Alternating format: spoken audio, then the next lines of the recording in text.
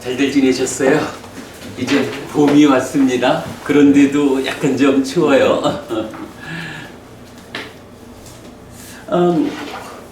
오늘 제가 뜻밖의 우리 고향 친구 전화를 받았어요. 국민학교 때 같은 반 친구였으니까 대략 한 60년 가까운 60년은 좀 그런가 하도 55년 60년 가까운 세월을 벗으러 살고 있는 친구인데 오랜만에 전화를 해서는 아이고 에피스님 뭐 좀 물어보고 싶다고 그래서 물어보라고 그랬더니만 자기가 전공하는 분야가 있죠. 그래서 그 분야에서 이제 사람들을 지도를 해서 제자라고 할 수도 있고 이런 문화생들을 이렇게 좀 길러 배출을 하고 있는데 살다 보니까 이 참 좀 마음에 안 든다 할까요? 좀 그런 자기와 관련해서 하나의 영역에서 함께 일을 하는 자기가 배출한 후배 또는 제자 이분들과의 관계에서 좀 참 좀 그렇게 쉽지 않은 그래서 마음이 거기에 대한 불편이 좀 있다. 이런 경우에 스님 어떤 방법이 좀 있겠어? 라고 그 참 60년 가까운 친구가 전화를 해서 물어보는데 참 좀 답변이 어려워요. 그래서 그냥 제가 나는 이런 경우에는 우리가 좀 스스로 성숙해야 한다. 내가 좀 더 나은 사람이 될 때에 그런 관계와 관련한 문제들이 나를 덜 괴롭히지 않을까 하는 생각을 합니다. 라고 해서 제가 이제 그동안 여러분들하고 두 가지 성숙이란 표현을 좀 많이 썼어요. 그래서 한면으로는 내적 성숙 그리고 또 한면은 관계의 성숙 이래서 사실 산다는 게 내가 세상을 만나는 이야기다. 그러면 세상을 만나는 가운데에 나에게 어떤 불만족, 괴로움이 생겨난다 라고 하면 이거는 두 가지 방향에서 이유가 있을 거다. 하나는 세상이 부딪혀 오는데 내가 만나는 세상이 가지고 있는 조건이 내 마음에 들지 않아서 즉 나보다는 너의 문제가 있어서 내가 좀 괴롭다 이렇게 바깥쪽에서 접근해 오는 하나의 조건 관계가 있을 거고요. 그런가 하면 또 하나는 내 안에 너무 부정적인 요소들 마음의 오염원 대표적으로 탐진치, 번뇌 이런 것들이 내 안에 그야말로 치성해서 아무리 세상이 좋은 상태로 접근을 해와도 내가 바라고 내가 생각하는 것이 너무 이기적이고 높아. 그러면 내 안에서 요구하는 값이 높아져 있으니까 밖에서 아무리 좋은 상태로 접근을 해와도 충족되지를 않죠. 그러니까 불만족이 생기는 거예요. 이렇게 살아가면서 불만족이 있다, 괴로움이 있다 라고 하는 것은 두 가지 관점으로 보자. 하나는 부딪혀오는 세상이 가지고 있는 조건 상태가 있을 거고 하나는 그 세상을 마주하는 나의 내적인 조건 상태가 있을 거다. 그러니 첫째로 우리가 늘 눈을 떠가지고 세상을 보고 있지만 이 눈을 뜨는 것에 방향을 돌려가지고 내 안의 상태에 대해서 눈 떠보자. 내 마음은 지금 어느 상태에 있는지, 내가 정말로 아주 이기적이고 엄청 높은 목표치를 세워놓고는 거기에 맞춰가지고 세상아 접근해라 이렇게 요구하는 것은 아닌지. 사실은 이렇게 안으로 시선을 안으로 돌려서 눈 뜨는 거를 삿띠라고 하잖아요. 이렇게 삿띠 해가지고 내 마음의 현재를 발견하는, 알아차린다, 마음 챙긴다 이렇게 말하는 이런 삿띠에 의해서 내 자신의 상태를 확인하자, 눈 뜨자. 그리고 그런 가운데서 나는 과연 부딪혀 오는 이 세상을 나의 편으로 접근하게 관리하고 있느냐, 적군의 입장에서 접근해 오도록 관리하고 있느냐, 이런 두 가지. 우리 본님이 살다 보니까 이렇게 좀 속상한 일도 있고 이래 해서 해피스님이 어떻게 하면 좋겠습니까? 라고 질문할 때 결국 저는 포괄적으로, 자, 한면으로는 시각을 안으로 돌려서 내 안의 상태가 나쁘지 않은지 이건 누구도 대신 봐줄 수 없으니 그대 스스로가 직접 보아가지고 내적인 조건을 잘 단속하고, 그런 가운데 부딪혀오는 세상이 어떻게 조금은 더 나의 편으로 내 편이 되어가지고 부딪혀 올 수 있도록 관리할 건가. 이렇게 안팎의 두 가지로 관리를 해보자. 그럴 때에 안으로 관리하는 것은 수행이라고 하고 명상 이렇게 부르죠. 그래서 부처님이 가르쳐 주신 내적인 방법을, 이런 명상 수행의 방법이 우리가 늘 말하는 사념처로 시작하고 사마타 위파사나로 완성되는 하나의 수행 체계가 있다. 이렇게 하는 거죠. 그래서 어쨌든 사념처 하면 삿띠를 힘있게 하자.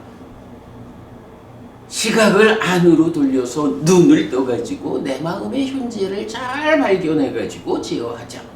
이게 사념처의 시작인 거죠. 그런가 하면 바깥쪽으로 어떻게 부딪혀오는 세상을 조금이라도 더 내 편의 입장에서 나한테 접근하게 할 건가.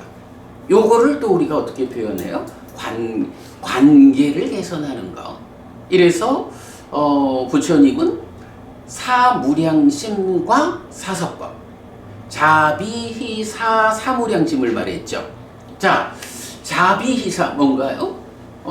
자라고 말하면 그냥 대표적 개념으로 보면 그대가 행복하기를 하는 마음을 내 안에 채워가는 거죠. 비라고 하면 그대가 아프지 않기를 하는 연민의 마음, 측은지심 이런 마음을 내 안에 채워가는 거죠. 희무량심 이렇게 하면 사촌이 땅을 사면 내 배가 아픈 이런 마음 말고, 사촌이 땅을 사면 잘됐다 하고 함께 기뻐해주는 이런 마음을 갖는 거. 그리고 사무량심이라고 말할 때는 업에 대한 관점으로 흔들리지 않고 대응하는 이런 자비희사 사무량심을 말하는데, 사무량심, 요 네 가지 무량한 마음이라는 게 사실은 한 가지 제약이 있죠. 마음이라는 것은 남에게 직접 전달되지 않잖아요. 내가 아무리 그대가 행복하기를 바라고, 그대가 아프지 않기를 바라고, 그대가 땅을 샀구나, 정말로 기쁘다, 축하한다, 이런 함께 기뻐하는 이런 나의 마음이 전달이 안 되니 그러면 어떻게 내 마음을 그대에게 전달할 거냐? 라고 할 때, 이건 뭐 다른 방법이 없는 거예요. 마음이 전달되지 않는다면 내 마음을 몸과 말의 행위를 통해서 전달시켜야 되는 거죠.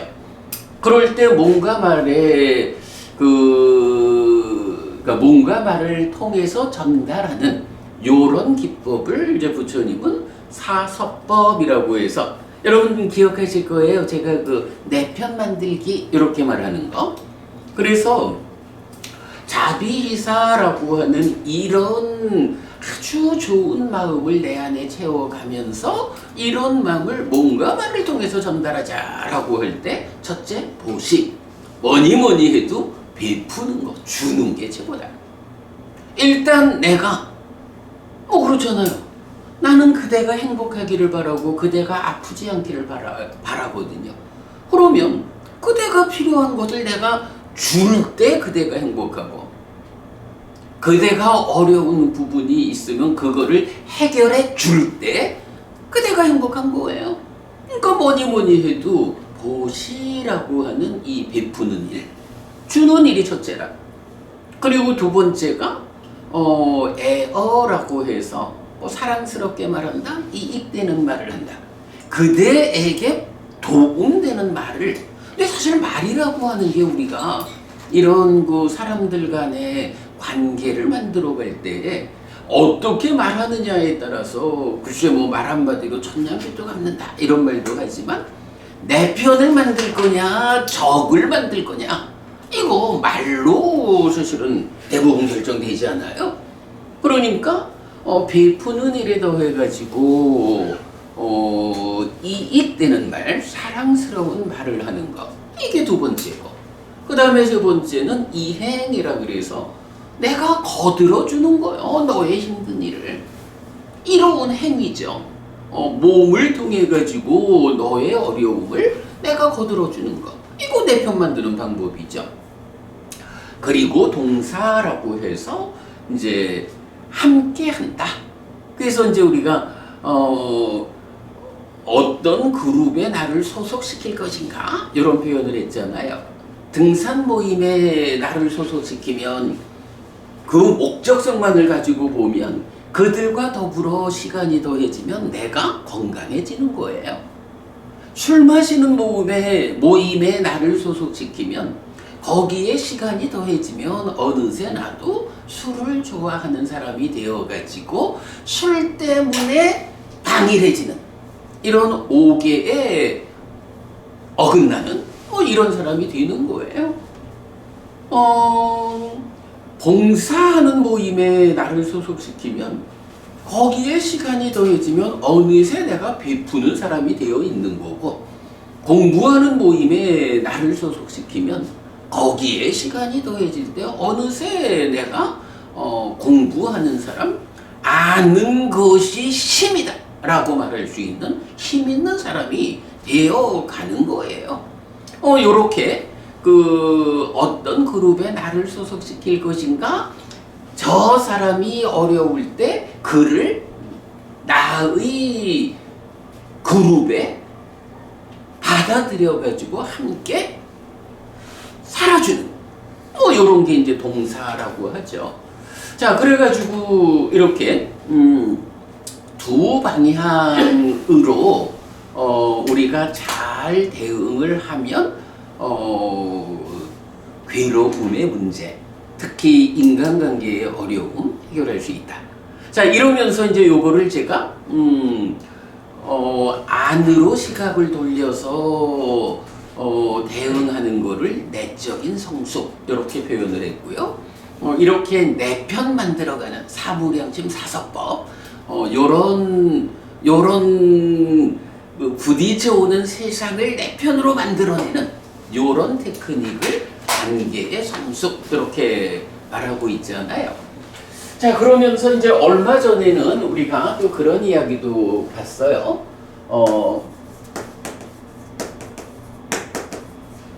내적 성숙과 관계의 성숙,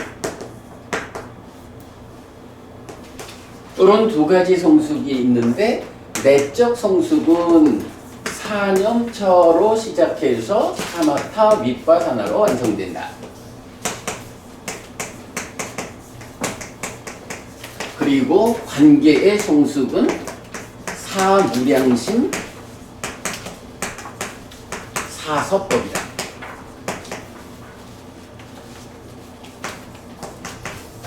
네, 이런 관계를 이제 늘 부처님 공부를 해서 우리가 내 삶을 향상하는 것, 갈수록 괴로움은 줄어들고 행복은 늘어나는 이런 삶을 살아내는 것, 안으로 요렇게 내적 성숙을, 밖으로 요렇게 관계의 성숙을. 자, 그러면서 최근에 우리가 요 두 가지 내적 성숙과 관계의 성숙이라는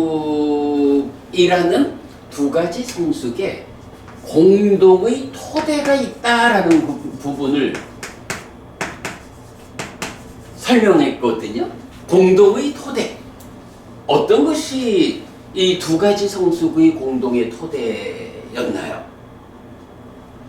여기서 이제 부처님은 계라는 것을 말한다고요. 그래서 계를 뭐라고 말하냐 하면 법의 호수를 에워싼 제방, 이렇게 표현을 해요. 그래서 이제 법이라는 그러니까 개는 법의 호수를 에워싼 제방이다. 이렇게 해가지고 이 법의 호수에서 목욕하라. 이제 이런 표현이 나오는 건데, 자, 이 개라고 하는 것이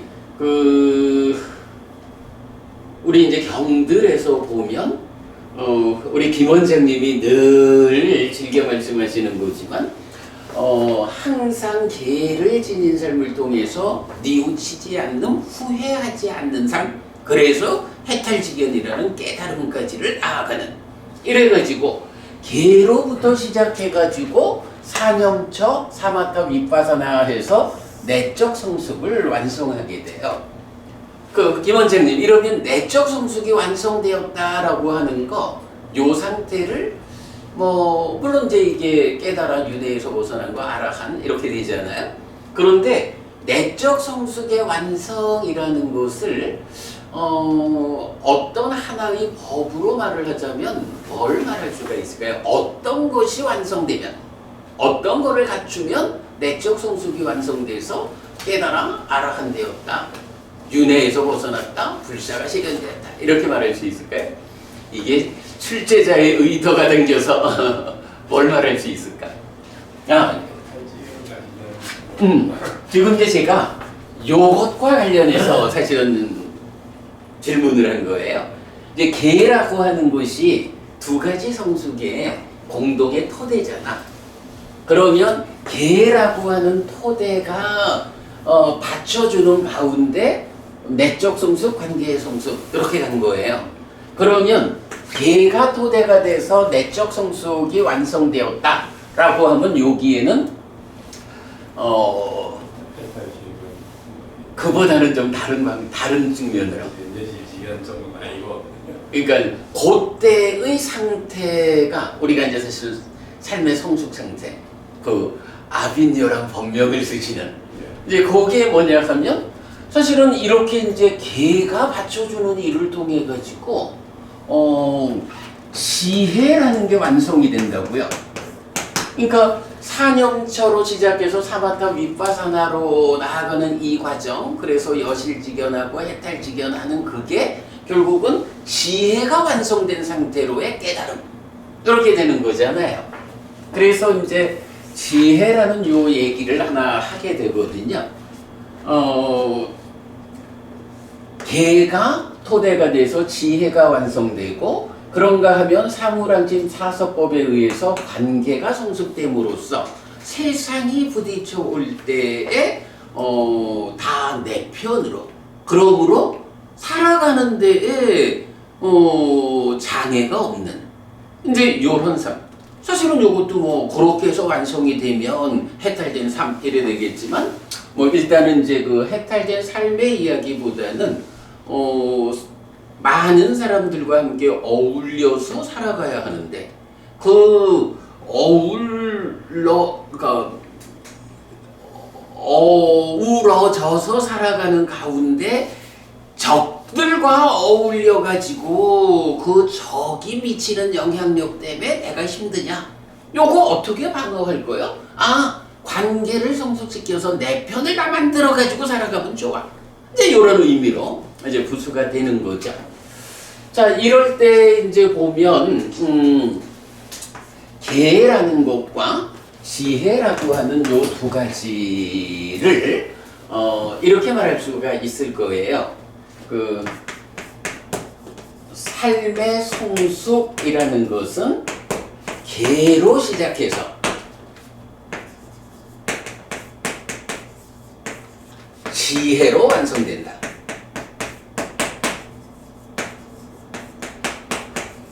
요렇게 이제 우리가 표현을 해도 되겠죠. 뭐 관계의 성숙은 뭐 중간에 있는 관계성이고. 자, 이렇게 이제 계라는 것과 지혜라고 하는 두 가지가 계가 토대가 되어서 출발을 시켜주면 그것이 지혜로서 완성이 되어 가지고 이렇게 완성된 삶으로 내가 온전하게 행복하다. 이제 이렇게 그 계와 해라고 하는 두 가지의 의미를 시작점과 완성으로 이렇게 이제 볼 수가 있겠어요. 그래서 이제 우리 고향 친구한테 이렇게 내적 성숙과 관계의 성숙이라는 두 가지 측면으로 뭐 사념처로 시작해서 사마타 위파사나로 완성되는 수행 명상의 기법을 익혀서 나의 내면을 제어하는 거, 요 측면하고 또 사무량심 사서법이라고 하는 이런 가르침, 자비심 이런 부분에 대해서 좀 더 강하게 받아들여서 관계를 성숙하는 이렇게 두 가지 포괄적 방법으로 한번 접근을 해보시라. 그러면 그대와 함께하는 그 아주 가까운 관계에 있는 사람들, 그들과의 관계에서 생겨나는 괴로움이 대부분 해소가 될 수 있을 겁니다. 그거를 구체적 사례 이런 부분이야 우리가 직접 말하는 게 아니니까 그래서 이렇게 포괄적으로 대답을 했어요. 그랬더니 이 친구가 아이고 내가 우리 그 오랜 번님 에피스님을 페이스북으로 주로 보고 있다가 전화를 했는데 아주 정답을 알려주셔서 고맙다고 이렇게 인사를 해요. 그래서 그래 도움이 되기를 바랍니다 하고 마무리를 했죠. 자, 제가 이제 오늘 이 이야기로 시작을 한 거는요. 우리가 지금 초기 불교 경전백선 독성집으로 공부를 진행하고 있거든요. 지난달에는 제가 좀 이제 다른 법회에서 강의할 주제를 조금 좀 말씀드리고 마지막에 힘경을 소개했어요. 힘경이 지금 책에 307쪽에 있는데 307쪽 힘경에서 보면 4가지 힘을 갖춘 성스러운 제자는 5가지 두려움을 극복한다 라고 해서 4가지 힘, 지혜의 힘, 정진의 힘, 결점 없음의 힘, 따르게 함의 힘 해서 지혜를 출발로 하는 4가지 힘, 5가지 두려움 해서 생계에 대한 두려움, 나쁜 평판에 대한 두려움, 모임에 당당하지 못함에 대한 두려움, 죽음에 대한 두려움, 나쁜 곳에 가는 것에 대한 두려움, 이렇게 4가지 힘과 5가지 두려움을 제시하면서 힘이 없는 자는 두려워하고 힘이 있는 자는 두려워하지 않는다. 그러므로 불교 신자라면 살아가면서 이런 진짜 생계로부터 죽은 뒤에 지옥 가면 어쩌나 이런 일 때문에 두려워하고 있을 게 아니라 바로 이런 두 가지 성숙으로 이끄는 그런 공부를 잘 해서 내가 힘을 갖추는 만큼 두려움이 해소된다. 바보처럼 힘은 갖추지 않고 두려워하기만 하는 거 곤란하죠? 어떻게 대응할 거냐? 부처님이 이런 5가지 두려움을 극복할 수 있는 4가지 힘을 알려주셨어. 그 힘을 갖춰서 내가 힘이 있어지면 두려움이 해소돼. 이 불교 신자의 삶의 방향성 아주 명확한 거예요.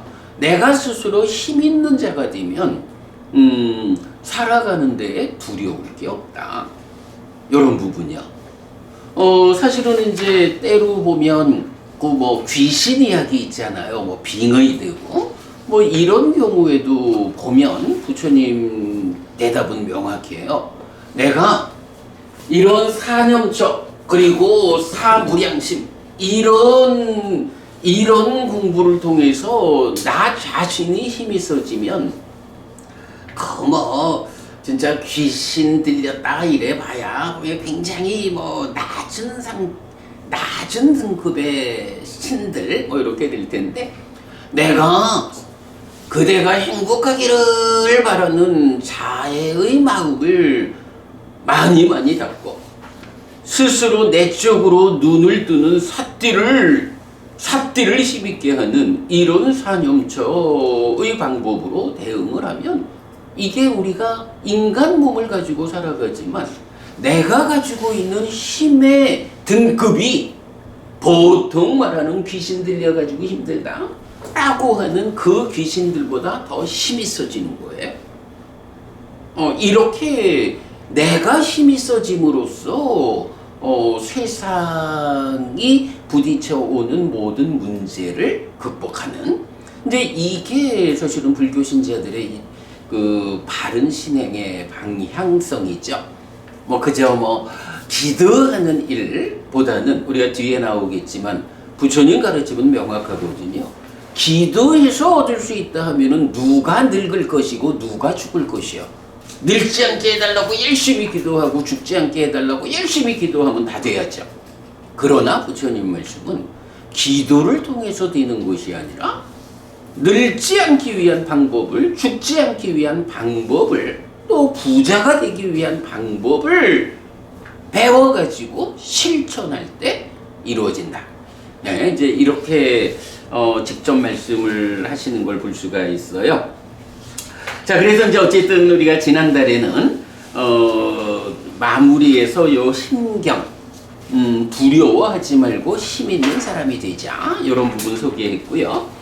자, 그리고 나면 이제 오늘 공부할 경이 이제 313쪽이죠.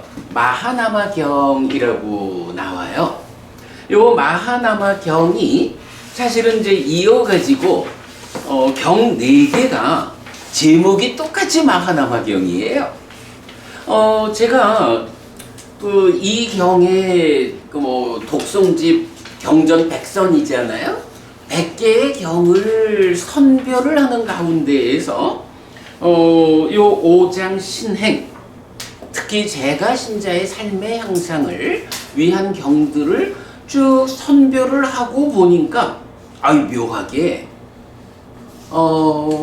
마하나마라고 하는 삭가족, 그러니까 부처님이 삭가족 출신이잖아요. 그 삭가족의 마하나마라고 하는 제가자가 있는데 마하나마가 주인공인 경이 4개가 추려졌어요. 추려놓고 보니까 그래. 그 다음에 이제 여러분 또 그 아나타핀티카 장자라고 해서 금강경에 보면 기수급고덕원 급고덕장자라고 나오잖아요. 그래서 기수왕자하고 급고덕장자하고 둘이 기원정사를 만들어 가지고 교단에 혼납하는. 이 유명한 급고독 장자 아나타 핀티카 장자가 주인공인 경이 또 5개가 선별이 된 거예요. 그 다음에 이제 그 부처님 당시 인도에 그 큰 나라가 2개가 있었어요. 겐지스강 이남에는 마가다라는 나라가 있었고, 겐지스강 이북, 그러니까 히말라야 쪽으로 여기는 꼬살라라는 나라가 있었는데, 이 꼬살라의 왕 빠세나디라는, 그러니까 빠세나디 꼬살라 왕이 방금 말한 이제 그 기원정사가 그 꼬살라국의 수도에 있거든요. 그러다 보니까 빠세나디 꼬살라 왕이 부처님을 만나러 자주 오는 거야. 가까이 자기 땅에 있으니까. 그래가지고 빠세나디 꼬살라 왕이 또 제가 신자로서 경에 나오는 빈도가 엄청 높아요. 뽑아놓고 보니까 또 빠세나디 꼬살라 왕이 주인공인 경이 4개가 이렇게 이제 쭉 앞으로 순서대로 나올 건데요. 그 중에 이제 오늘 보는 경이 마하나마 경이에요. 마하나마 경은 하여간 동일하게 그 마하나마 경이라는 같은 이름으로 4개의 경이 나타나는데, 이제 이 경에서 기본적인 질문을 던져요. 누가 불교신자인가? 어떻게 불교신자가 되는가? 이렇게 묻거든요. 부처님한테, 부처님 어떻게 불교신자가 됩니까? 어떤 사람이 불교신자입니까? 이렇게 질문을 하니까 부처님 대답이 아주 단순해요. 우리가 이제 늘 삼기의리를 하잖아요. 거룩한 부처님께 비의합니다. 거룩한 가르침, 거룩한 스님들께 비의합니다. 우리는 이제 그거를 원어에서 직접 번역을 하다 보니까 의지처인 부처님에게로 나는 갑니다. 의지처인 가르침에게로 나는 갑니다. 의지처인 성자들에게로 나는 갑니다. 이렇게 이제 삼기의일 늘 하고 있잖아요. 바로 불법승 삼보에게 비의한 사람, 부처님과 가르침과 성자들을 의지처로 삼아가지고 내 삶을 이끄는 사람, 요런 사람이 불교신자다. 그러니까 사실은 분명한 거예요. 부처님을 믿으세요. 네, 부처님을 믿습니다.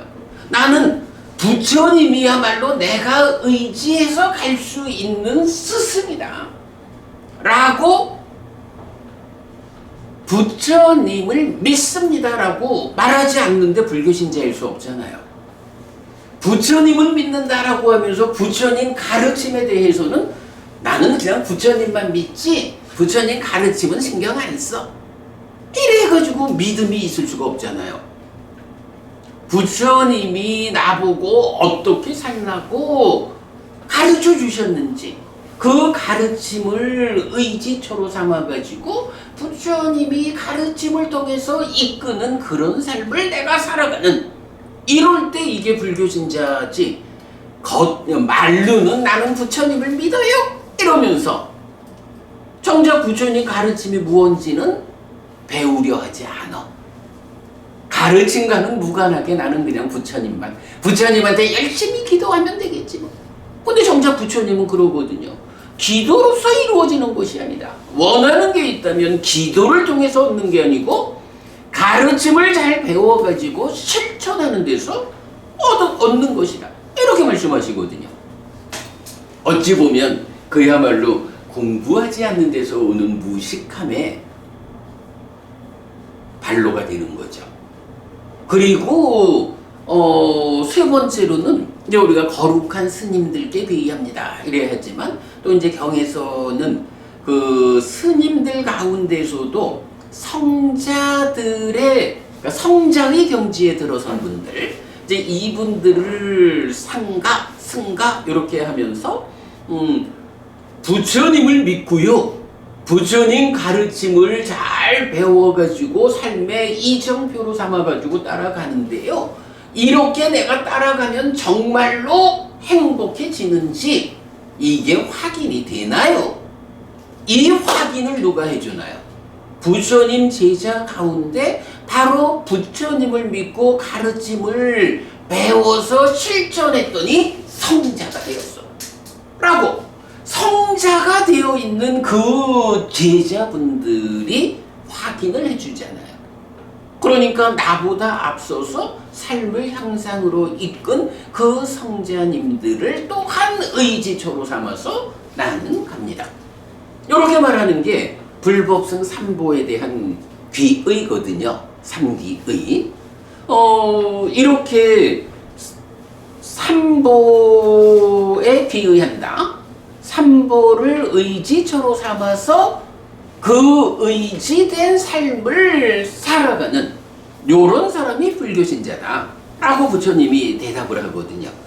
자, 그리고 나면 이제 이어가지고 마하나마경 두 번째 질문을 해요. 그러면 이렇게 삼귀의를 통해 가지고 불교신자가 되었다면 불교신자의 삶은 어떠해야 합니까?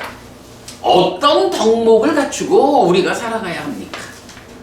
요렇게 질문을 하는데 이제 여기서 부처님이 네 가지 덕목을 갖춰야 한다 이렇게 말씀을 하셔요. 네 가지 덕목을 갖추는데 이제 그 네 가지라는 것을 우리가 이해를 좀 해야 돼요. 그죠? 삼보에 귀의해서 불교신자가 되었으면 불교신자인 나는 어떻게 살아야 할까 하는 삶의 그 이정이 제시되는 거거든요. 자, 그러면 이제 그런 그 삶의 이정표 무엇이 있을까요? 자, 여기서 이제 우리가 그 시작하면서 제가 우리 친구하고 오랜만에 그 대화한 이야기로 시작을 했는데 요 얘기를 좀 하고 싶어서 이렇게 시작을 했어요. 삼보에 귀의하는 것으로 불교신자가 되었다. 그러면 그렇게 불교신자가 되었을 때 어떤 삶의 덕목을 갖추어야 하느냐 라고 할 때 뭐가 필요하겠어요? 삶이 성숙한다. 성숙한다라는 게 내가 더 좋아지는 거잖아.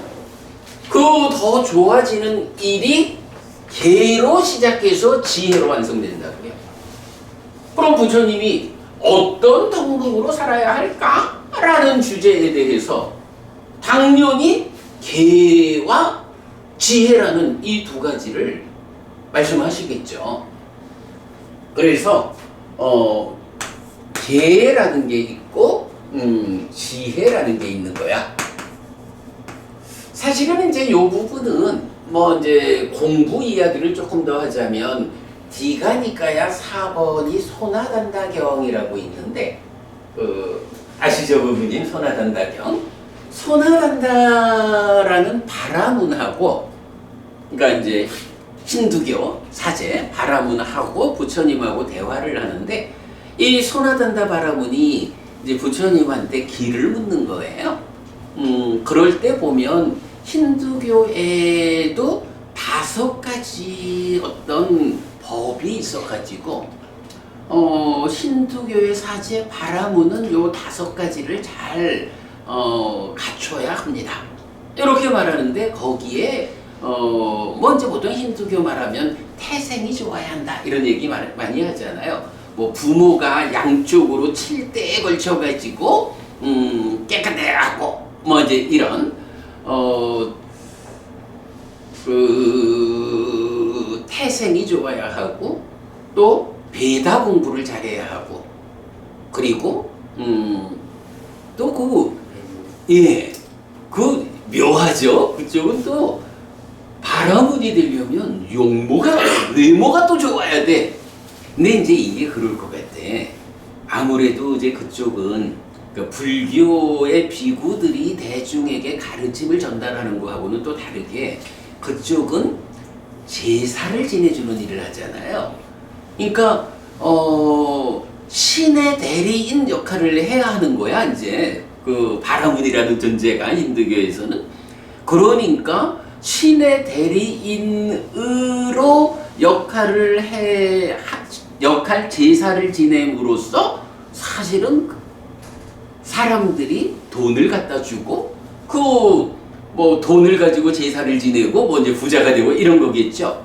그러려니까 사람들이 그래도 보면 잘생긴 사람이 좀 더 믿음이 가겠죠.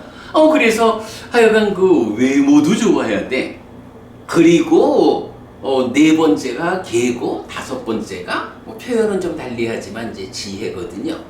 그럴 때 이제 그거를 그 다섯 가지 중에 한 가지를 빼봅시다. 어떤 걸 뺄 수 있을까? 기억나시죠? 이제 D가니까야 네 번째 기형이거든. 그러니까 외모를 빼자고 그래요.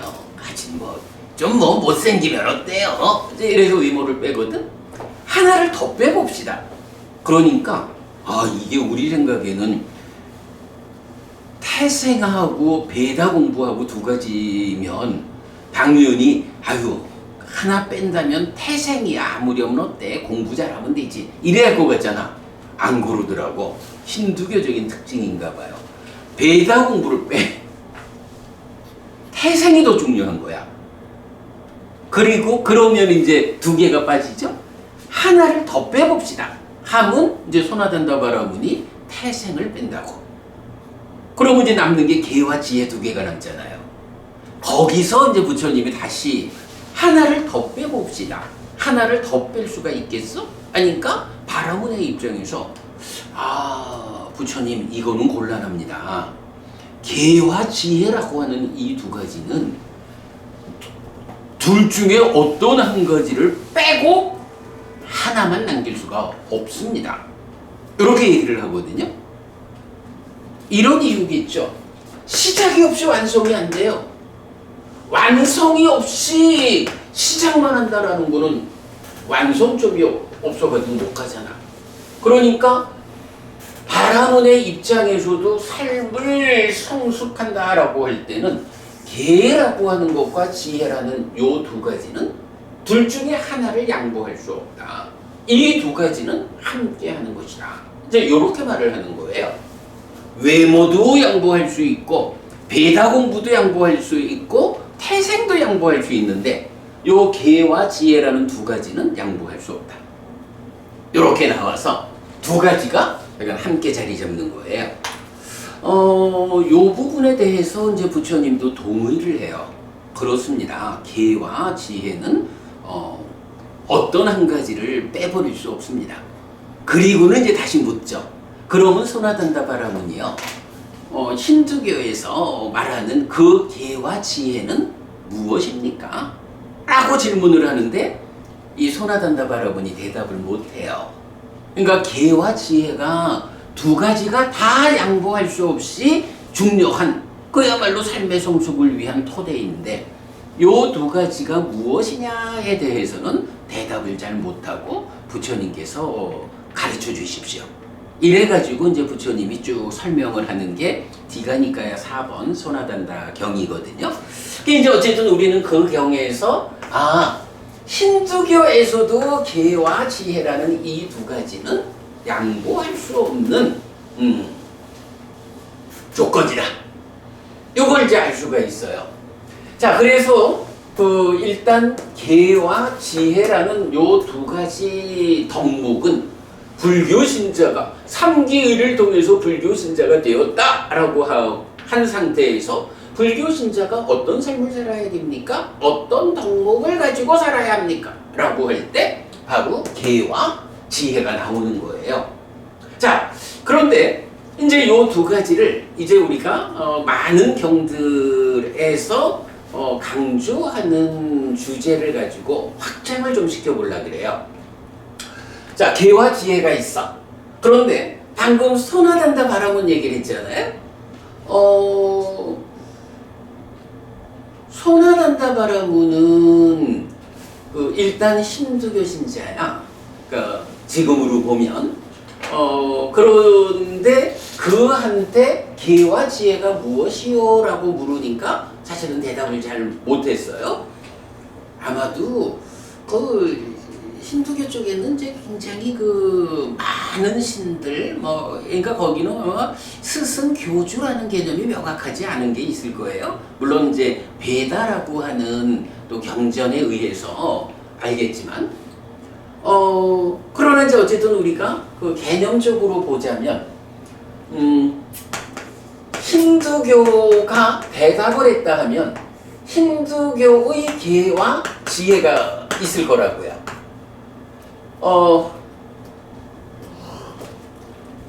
부처님께서 설명하는 거는 불교의 입장에서 계와 지혜가 되겠죠.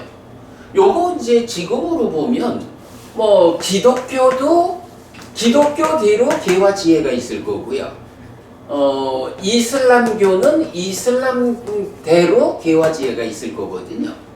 자, 그러면 결국은 어떤 종교가 됐든 우리의 삶이 성숙하기 위해서는 계와 지혜라는 두 가지로 답을 찾아야 한다라는 것을 말할 수가 있고, 그럼 이제 여기서 어떤 확장을 보게 되냐 하면 결국요 불교 신자에게 알려지는 계와 지혜가 있고 힌두교 신자의 계와 지혜, 기독교 신자, 이슬람 신자들이 제각각 자기들의 스승에 의해서 제정되는 계와 지혜의 방향성이 있겠죠.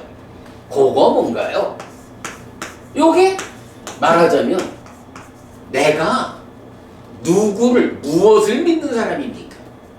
에 따라서 계와 지혜가 사실은 삶의 방향이 달라지잖아요. 그래서 계와 지혜가 확장되자라고 하면 한 가지 믿음이라는 거로 확장이 돼요. 그래서 이제 경도 가춘경이라는 경에서 보면 믿음과 계와 지혜라고 하는 세 가지를 갖추어야 한다. 이렇게 부처님이 말씀을 하시거든요.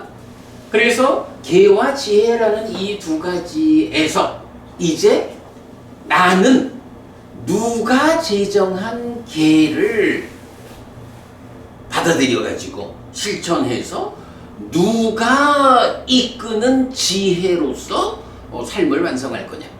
바로 누가 스승이냐, 누가 교주냐, 그 부분이 믿음이 되는 거예요.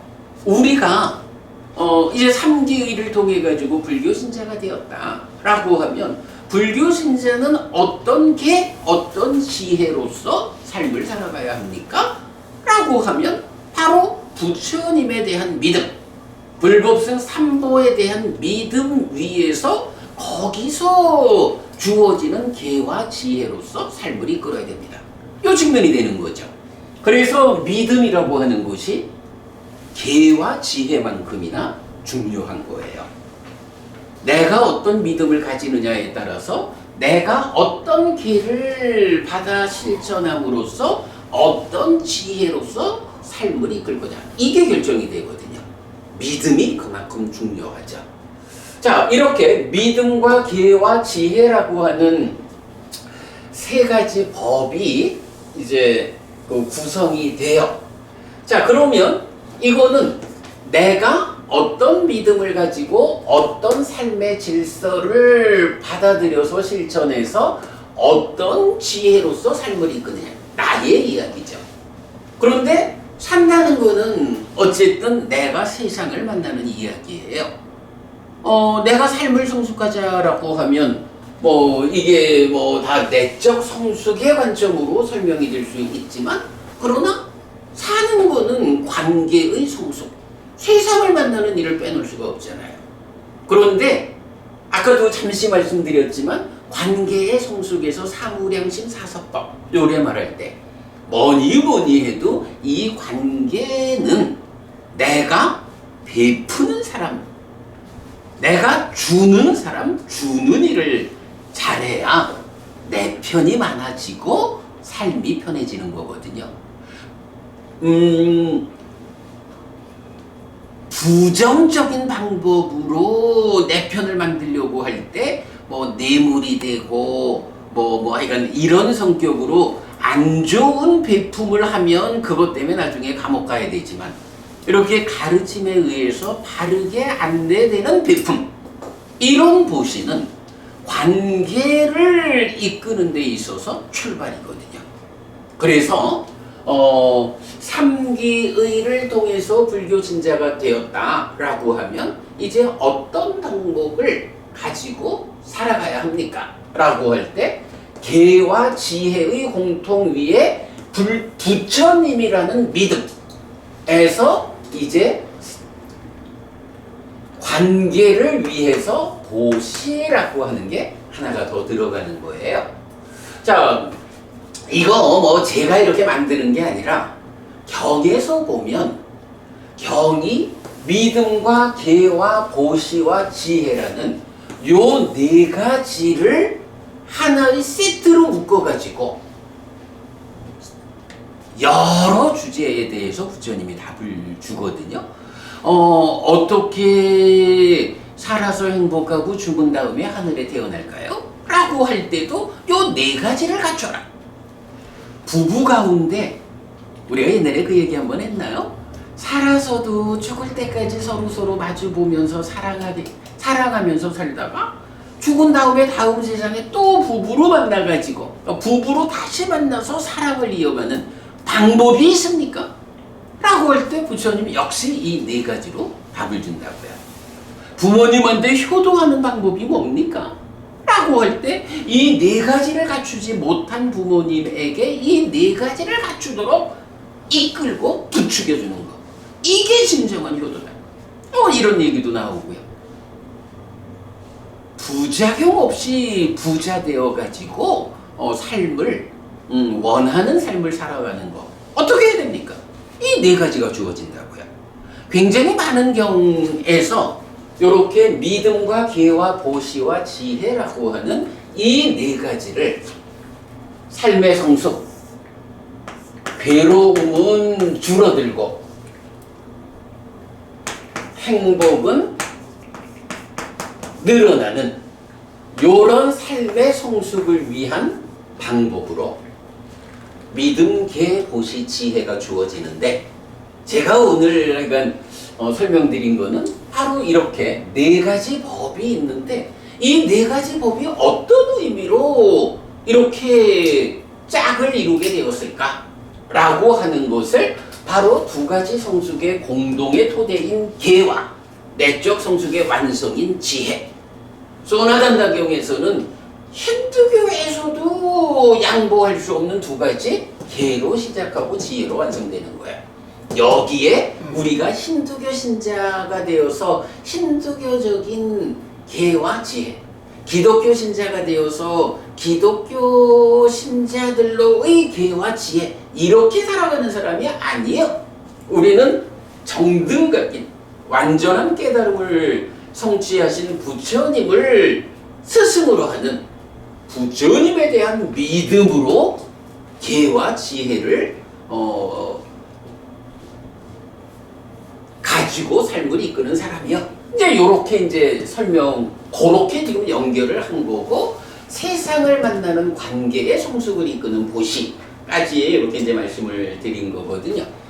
하여간 많은 경에서 요 믿음, 계, 보시, 지혜라는 네 가지 법을 특히 제가 신자의 경우에는 이 네 가지에 대해서 확고해야 한다.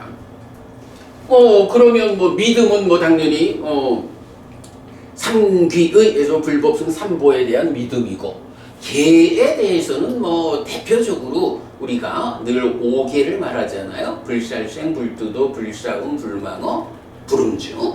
5계를 대표적으로 지시하고 있고, 보시는 그렇게 베푸는 거고, 지혜는 삶을 어디로 이끌어가야 이 삶이 온전하게 향상하느냐 하는 시각을 갖추는 거. 이렇게 되는 거예요.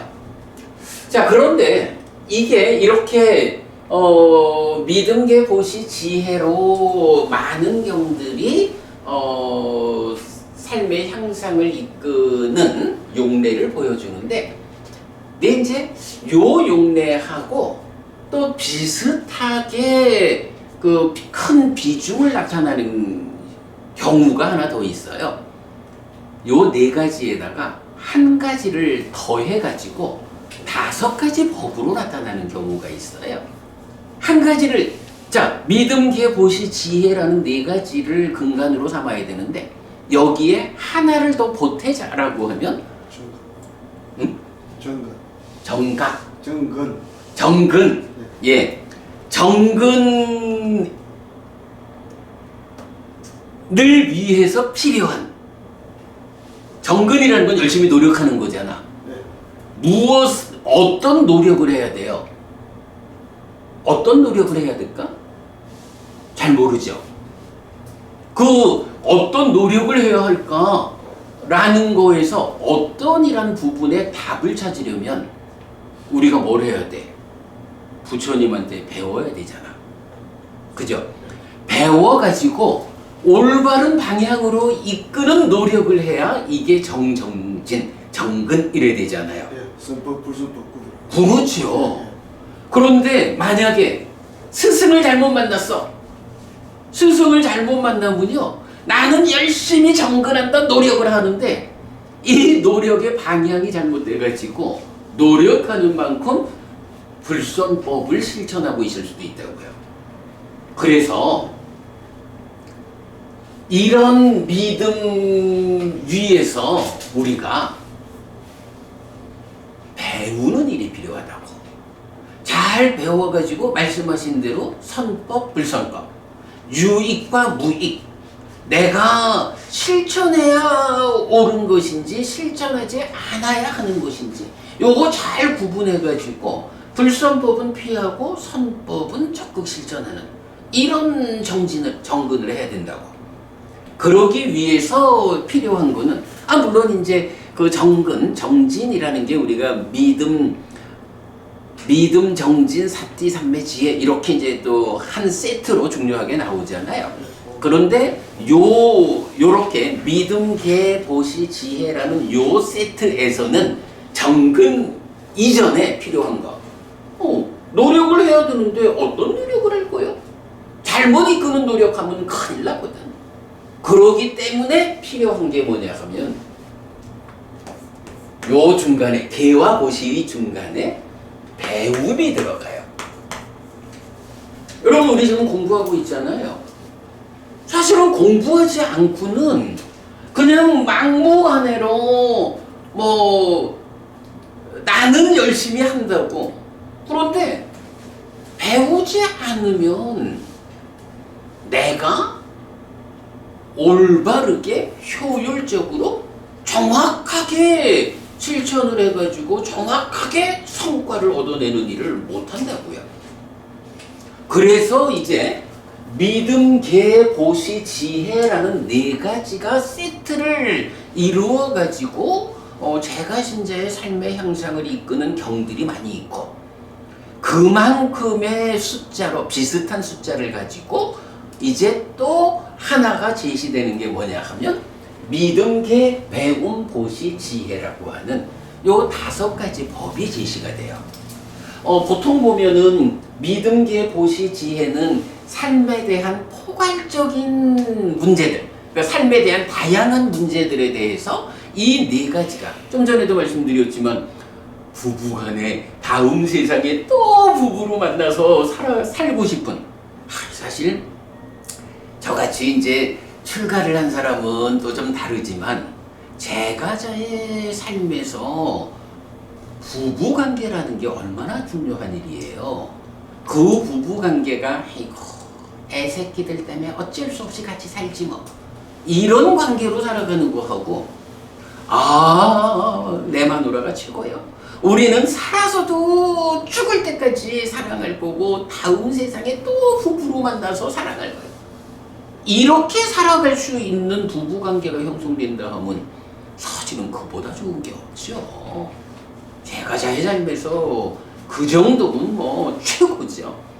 그런 문제, 부모님을 잘 모시는 문제, 부자 되는 문제, 부자로 살고도 하늘에 태어나는 문제, 이런 우리 삶의 중요한 주제들에 대해서 이 네 가지 법이 세트로 답을 주고 있는데, 근데 그 중에 배움이 포함된 5가지 법으로 나타나는 이 세트는 하나의 주제로 나와요. 그러니까 원하는 곳에 태어나는 방법이 있다. 죽은 다음에 어디 태어날래? 원하는 세상에 그러니까 원하는 곳에 태어나는 방법으로 믿음계 배움 보시 지혜라는 5가지가 세트로 제시되거든요. 그러니까 뭐 원하는 곳에 태어난다라는 게 이제 또 똑같은 의미로 하늘에 태어나는 방법으로 요 5가지. 근데 사실은 요거는 다른 게 아니에요. 믿음계 보시 지혜라는 이 4가지가 우리 삶을 그렇게 이끄는 건데 이거 배우지 않고 어떻게 이끌리냐고요. 배우지 않고 부처님 가르침을 만나지 않고 무슨 믿음으로 무슨 계와 보시와 지혜를 특히 이 계와 지혜라고 하는 이게 배우지 않고 어떻게 지혜를 말하고 삶의 질서를 결정하냐고요. 배운다는 거는 바로 이 믿음계 보시 지혜라는 4가지 법을 온전하게 알아서 실천하기 위한 조건인 거야, 이게. 그러니까 사실은 같은 거예요. 그런데 이제 경에서는 보통 4개로 말하는데 그 일부에서는 배움을 직접 포함해가지고 원하는 곳에 태어나는 방법이 이 5가지요. 해서 배우는 일의 중요함을 강조해주고 있다. 이제 이렇게 보면 되거든요. 그래서 하여간 그 내적 성숙, 관계의 성숙이라는 안팎으로 내가 더 좋은 삶을 살기 위한 이런 2가지 성숙의 공동의 토대인 계로부터 그 삶의 완성인 지혜까지 그리고 여기에 누가 제정한 계율이고 누가 이끄는 삶의 방향성이냐 라고 해서 믿음이 더해지고 세상을 만나는 근본으로의 보시가 더해진 4가지 법 그리고 거기에 배우지 않고 어떻게 하려고 해서 배움까지 이렇게 생각해보면 그렇죠. 2가지 법을 말해보자 라고 하면 계와 지혜거든. 3가지 법을 말해보자 라고 하면 믿음과 계와 지혜거든. 4가지 법을 말해보자 라고 하면 믿음, 계, 보시, 지혜거든요. 5가지 법을 말해보자 라고 하면 믿음, 계, 배움, 보시, 지혜거든요.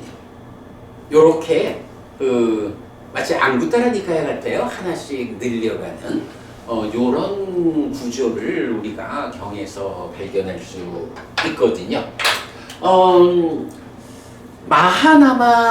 마하나마라는 그 같은 제목으로 경 4개가 이어져 나오는데요. 오늘은 오늘은 이제 이 경 4개가 알려주는 내용을 포괄해가지고 제가 그냥 개론적으로 하여간 요 4가지 법, 5가지 법 소개를 해드렸고요. 우리 다음 달에는 요 내용을 그대로 경 4개를 읽어가면서 확인하는 그렇게 시간을 맞춰보도록 하겠습니다. 자, 오늘은 이렇게 강의 마치죠? 네, 그렇게 마무리하겠습니다.